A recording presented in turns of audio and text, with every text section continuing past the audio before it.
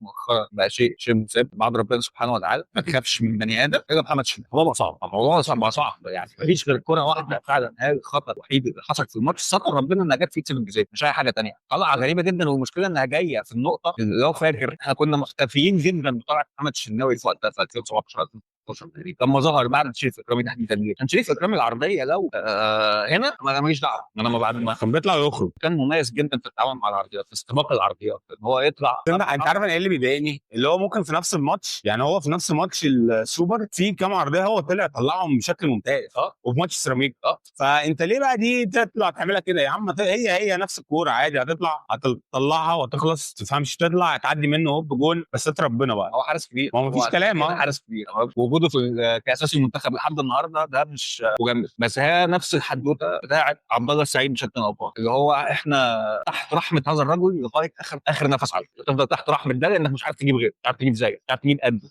نفس المعضله. مش عارف بقى يعني هتخلص عليه، بس يعني تمام. انا بالنسبه لي هو خلاص هيلعب هو الاساسي وتمام. هيلعب 100 100 ومتالق والكلام من ده، ومفيش غلطات كتير، تمام عادي. بس زي ما انت شفت مثلا زي الكوره اللي في ماتش بتروجيت دي ملهاش اي لازمه. الكوره بتاعت الجون بتاع الجزيري اللي اتلغى دي ملهاش اي لازمه. خلاص ربنا بعيد هو اللي عمل الشوط الخرافي اللي عمله قدام انتر ميامي، ده هو اللي عمل ماتش بورتو بعدها باسبوع. بالظبط. هو نفس الشخص، شيء غريب جدا يعني.